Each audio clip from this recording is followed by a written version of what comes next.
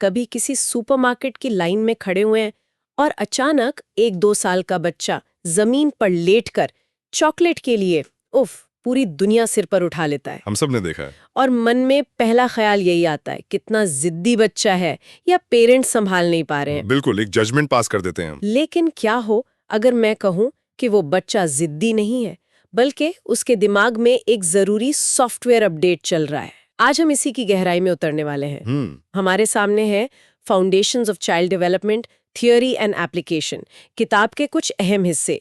हमारा मिशन ये समझना है कि बच्चों के ऐसे व्यवहार को एक्सपर्ट्स किस नज़र से देखते हैं, और ये समझ माँ बाप और टीचर्स के लिए एक गेम चेंजर क्यों साबित हो सकती है। तो चलिए इस सोच के दरवाजे को खोलते हैं। ठीक है, तो शुरू करते हैं सबसे बुनियादी सवाल से। ये जो भारी भरकम शब्द है विकास के सिद्धांत या डेवलपमेंटल थ्योरीज, ये असल में है क्या? क्या ये सिर्फ कॉलेज की किताबों में अच्छी लगने वाली बातें हैं जिनका असल दुनिया से कोई लेना देना नहीं? ये सवाल बिल्कुल सही जगह पर है, क्योंकि ज्यादातर लोग ऐसा ही सोचते हैं। देखिए, ये कोई हवाई बातें या अटकलें नहीं हैं। अच्छा, इन्हें ऐसे समझिए कि ये बच्चों को समझने के लिए एक यूजर मैनुअल है। सालों की रिसर्च और लाखों बच्चों को देखने के बाद तैयार किए गए फ्रेमवर्क। यूजर मैनुअल, ये सुनने में अच्छा लगा। हाँ, ये हमें सिर्फ ये नहीं बताते कि बच्चा क्या कर रहा है, बल्कि ये समझने में मदद करते हैं कि वो ऐसा क्यों कर रहा है। मतलब जैसे हम एक नया फोन लेते हैं तो उसके फीचर समझने के लिए मैनुअल देखते हैं, वैसे ही ये सिद्धांत बच्चों के ऑपरेटिंग सिस्टम को समझने में मदद करते हैं। बिल्कुल, बिना इन सिद्धांतों के हम सिर्फ बच्चे के व्यवहार की सतह को देखते हैं। वो रो रहा है, वो हंस रहा है, वो चीजें फेंक रहा है। लेकिन ये सिद्धांत हमें उस सतह के नीचे झांकने की ताकत देते हैं। ये एक चश्मे की तरह हैं, जिसे पहनते ही वही आम सा दिखने वाला व्यवहार एक नए मतलब के साथ नजर आने लगता है। अच्छा, तो वापस उस 2 साल के बच्चे पर आते हैं जो सुपरमार्केट में हंगामा कर रहा था। बिना चश्मे के वो शरारती है, लेकिन इस चश्मे को लगाकर देखें तो क्या दिखेगा? तब शायद आपको एक बच्चा दिखेगा जो एरिक्सन के सिद्धांत के मुताबिक स्वायत्तता बनाम शर्म की स्टेज से गुजर रहा है। स्वायत्तता बनाम शर्म, ऑटोनॉमी वर्सेस शेम। वो दुनिया को ये बताने की कोशिश कर रहा है कि मेरी भी अपनी मर्जी है, मैं भी फैसले ले सकता हूँ। वो अपनी पहचान बना रहा है। उसका वो हंगामा असल में मैं हूं कहने का उसका तरीका है। देखिए, एक ही घटना पर नजरिया बदलते ही पूरा मतलब बदल गया। ठीक है, मैं समझ रही हूँ, ये एक नया नजरिया देता है। पर क्या सिर्फ नजरिया बदलने से असल जिंदगी में कुछ बदलता है? मतलब एक थके हुए माँ बाप के लिए या 40 बच्चों की क्लास संभाल रहे टीचर के लिए इसकी क्या प्रैक्टिकल वैल्यू है? इसकी बहुत बड़ी प्रैक्टिकल वैल्यू है। सोर्स के मुताबिक इसके 4 सीधे फायदे हैं। पहला तो यही जो हमने अभी डिस्कस किया, व्यवहार की व्याख्या करना, वजह बताना। हाँ, वजह बताना। जैसे सोर्स में अंगूठा चूसने का उदाहरण है। हाँ, वो तो है। ज्यादातर लोग उसे एक गंदी आदत मानकर छुड़वाने में लग जाते हैं। सही, लेकिन फ्रॉइड जैसे मनोविश्लेषणात्मक विचारक कहते हैं कि ये सिर्फ आदत नहीं है, ये बच्चे की मौखिक सुख, ओरल ग्रेटिफिकेशन की जरूरत हो सकती है। हो सकता है उसे इससे सुकून या सुरक्षा का एहसास होता हो। एक मिनट, फ्रॉइड, ईमानदारी से कहूं तो ये बातें थोड़ी अजीब नहीं लगती कि अंगूठा चूसने जैसी मामूली बात के पीछे कोई इतनी गहरी मनोवैज्ञानिक वजह होगी? ये थोड़ा बढ़ा चढ़ाकर सोचना नहीं है? आपका संदेह जायज है, और फ्रॉइड के विचार हमेशा से विवादास्पद रहे, लेकिन यहाँ पॉइंट फ्रॉइड के सही या गलत होने का नहीं है। तो फिर क्या है? पॉइंट ये है कि सिद्धांत हमें सवाल पूछने पर मजबूर करते हैं। क्या इस व्यवहार के पीछे कोई और वजह हो सकती है जिसे मैं देख नहीं पा रही? अच्छा, ये हमें एक आदत को समस्या मानने के बजाय एक जरूरत का संकेत मानने का विकल्प देता है, और ये एक बहुत बड़ा बदलाव है। ठीक है, ये बात समझ आई। ये हमें जासूस बनाता है, जज नहीं। अच्छा, दूसरा फायदा क्या है? दूसरा फायदा है भविष्यवाणी करना। ये सिद्धांत हमें एक अंदाजा देते हैं कि अगर बच्चे को एक खास तरह का माहौल मिले तो भविष्य में उसका विकास कैसा हो सकता है। मतलब ये एक तरह की ज्योतिष विद्या है कि हम बच्चे का भविष्य बता सकते हैं। ये थोड़ा खतरनाक नहीं लगता? नहीं, ज्योतिष विद्या नहीं, बल्कि संभावनाओं का विज्ञान।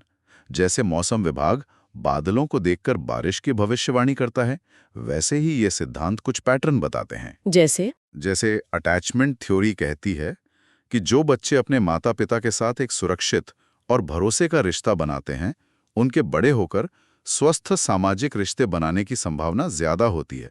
ये कोई पत्थर की लकीर नहीं है, लेकिन ये हमें एक रोड मैप देता है। एक मजबूत भविष्य की नींव कैसे रखी जाए उसके लिए। बिल्कुल और मुझे लगता है कि तीसरा फायदा जी, हर माता पिता की सबसे बड़ी चिंता से जुड़ा है। बिल्कुल। तीसरा फायदा है मानकीय जानकारी देना, प्रोवाइडिंग नॉर्म्स, यानी ये बताना कि किस उम्र में बच्चे से क्या उम्मीद करना सामान्य है। हाँ, पड़ोसी का बच्चा तो बोलने लगा, मेरा क्यों नहीं बोल रहा, ये डर हर माता पिता के मन में होता है।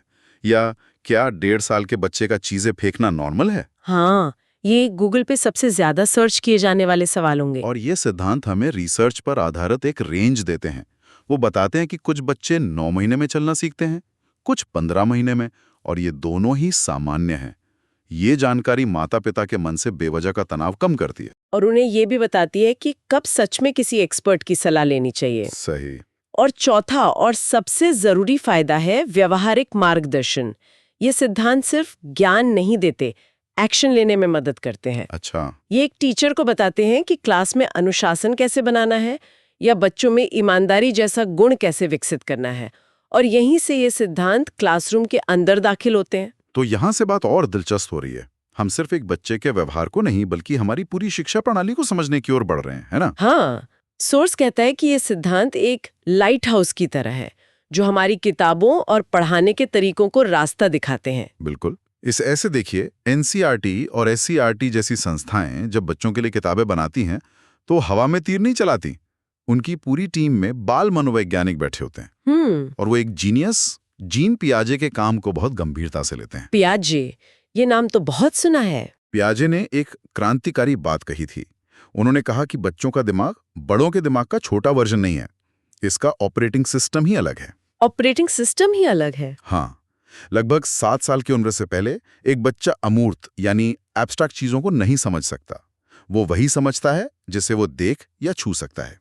एक मिनट, इसका मतलब जो पहली दूसरी क्लास की गणित की किताबों में 2 सेब और 2 सेब मिलकर 4 सेब हुए जैसे उदाहरण होते हाँ, और 2 + 2 = 4 का सीधा फॉर्मूला नहीं होता, उसके पीछे पियाजे का हाथ है। सिर्फ हाथ नहीं, उनका पूरा दिमाग है। इसी एक इंसाइट ने दुनिया भर के प्राइमरी स्कूल क्लासरूम को बदल दिया। यह समझना कि एक 6 साल के बच्चे के लिए ईमानदारी या देशभक्ति जैसे शब्द खोखले हैं। जब तक आप उसे कहानी से ना समझाएं। बिल्कुल, जब तक उसे ठोस उदाहरण ना दें। हमारी किताबों का हर पन्ना, हर तस्वीर पियाजे के इस सिद्धांत का सबूत है। वाह, ये तो सच में एक आहा मोमेंट है।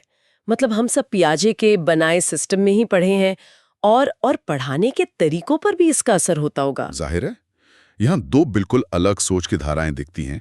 एक है व्यवहारवाद, बिहेवियरिज्म। व्यवहारवाद, इसका मानना है कि इंसान का दिमाग एक खाली स्लेट है और आप पुरस्कार और दंड से उस पर कुछ भी लिख सकते हैं। अच्छा, मतलब क्लास में अच्छा काम करने पर स्टार या गुड देना और शरारत करने पर सजा देना, ये सब व्यवहारवाद है। बिल्कुल, ये आज भी बहुत इस्तेमाल होता है। लेकिन फिर एक और बड़ी क्रांति आई जिसे रचनावाद कहते हैं, कंस्ट्रक्टिविज्म। रचनावाद, इसके हीरो पियाजे और एक और विचारक वाइगोत्स्की थे। उन्होंने कहा कि बच्चे का दिमाग खाली बर्तन नहीं है जिसमें आप ज्ञान भर दें। तो फिर क्या है? ये एक कंस्ट्रक्शन साइट है और बच्चा खुद एक बिल्डर है। वो अपने अनुभवों, अपनी गलतियों, अपनी बातचीत से ज्ञान की इमारत खुद बनाता है।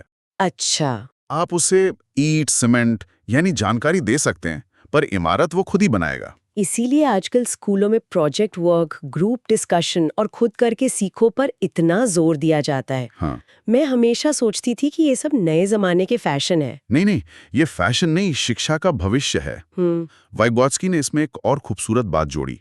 उन्होंने कहा कि बच्चा ये इमारत अकेले नहीं बनाता, उसके साथ एक फोरमैन भी होता है, टीचर, माता पिता या कोई बड़ा दोस्त जो उसे सहारा देता है, बताता है कि अगला कदम क्या होना चाहिए। हाँ, सीखना एक सामाजिक क्रिया है। तो एक टीचर के लिए ये सब जानना क्यों जरूरी है? मान लीजिए क्लास में एक बच्चा है जो बहुत होशियार है पर किसी भी एक्टिविटी में हिस्सा नहीं लेता, गुमसुम रहता है। एक आम टीचर शायद उसे आलसी या घमंडी समझ ले। लेकिन एक टीचर जो इन सिद्धांतों को समझता है, वो एक डॉक्टर की तरह सोचेगा। वो लेबल नहीं लगाएगा, वो निदान करेगा, वो पूछेगा, क्या ये व्यवहारवाद का मामला है? शायद बच्चे को सही प्रेरणा या सराहना नहीं मिल रही, या शायद ये मास्लो के सिद्धांत का मामला है। मास्लो कहते हैं कि सीखने से पहले बच्चे की बुनियादी जरूरतें पूरी होनी चाहिए। सुरक्षा, प्यार, अपनेपन का एहसास। क्या पता बच्चे को क्लास में अकेलापन महसूस होता हो। या उसे किसी बात का डर हो। सही। और ये भी हो सकता है कि समस्या स्कूल में हो ही ना। बिल्कुल। ब्रॉनफेन ब्रेनर का सिद्धांत हमें बताता है कि बच्चे का विकास एक बंद कमरे में नहीं होता। उसका परिवार, उसके दोस्त, उसका समाज सब उस पर असर डालते हैं। हो सकता है घर का माहौल तनावपूर्ण हो सकता है। तो देखिए, एक आलसी बच्चे के पीछे कितनी सारी संभावनाएं छिपी हो सकती हैं। ये सिद्धांत टीचर को उस बच्चे तक पहुंचने के 10 अलग-अलग दरवाजे दिखाते हैं। तो अगर हम इस पूरी बातचीत को समेटें तो ऐसा लगता है कि बच्चों के विकास को समझने के लिए कई अलग-अलग जासूसों की टीमें काम कर रही हैं। हाँ, ये बहुत अच्छा तरीका है इसे समझने का। और हर टीम के पास अपनी थ्योरी है। हाँ, मोटे तौर पर 3 बड़ी जासूस टीमें हैं। पहली टीम है बायोलॉजिस्ट्स की, जैसे गसल। उनका मानना है कि बच्चे के विकास का राज उसके डीएनए और जीन्स में छिपा है। स्क्रिप्ट पहले से लिखी है? हाँ, बिल्कुल। एक बच्चा पहले बैठना सीखेगा, फिर घुटने चलना, फिर खड़ा होना और फिर दौड़ना। ये एक बायोलॉजिकल टाइम टेबल है। ठीक है, ये तो हार्डवेयर वाले लोग हो गए। सही। फिर आती है दूसरी टीम, माइंड रीडर्स की। इसमें फ्रॉइड और एरिक्सन जैसे लोग हैं। वो कहते हैं कि असली कहानी तो बच्चे के अचेतन मन, उसकी भावनाओं और अंदरूनी संघर्षों में चल रही है। अच्छा। बच्चे का बाहरी व्यवहार तो बस उस अंदरूनी दुनिया का एक छोटा सा ट्रेलर है। ये व्यक्तित्व और भावनात्मक समस्याओं को समझने में मदद करते हैं। जैसे वो सुपरमार्केट वाला बच्चा जो अपनी पहचान बनाने की कोशिश कर रहा था। बिल्कुल। और फिर आती है तीसरी और शायद आज के दौर की सबसे प्रभावशाली टीम, आर्किटेक्ट्स की। आर्किटेक्ट्स। हाँ, इसमें पियाजे और वाइगोत्स्की जैसे लोग हैं।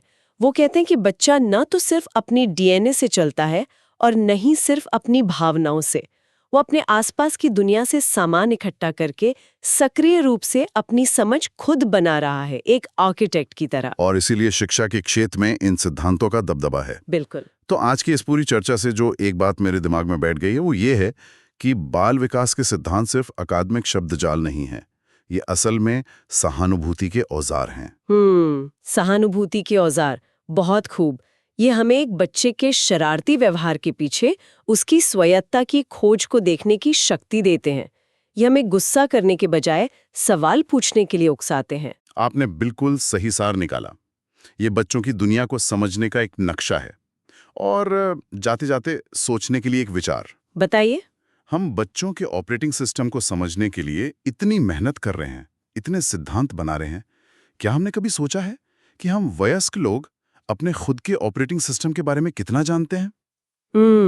क्या हमारे अपने व्यवहार, हमारे गुस्से, हमारे फैसलों के पीछे भी ऐसे ही कुछ अनदेखे सिद्धांत काम कर रहे हैं जिन्हें हम कभी समझने की कोशिश ही नहीं करते?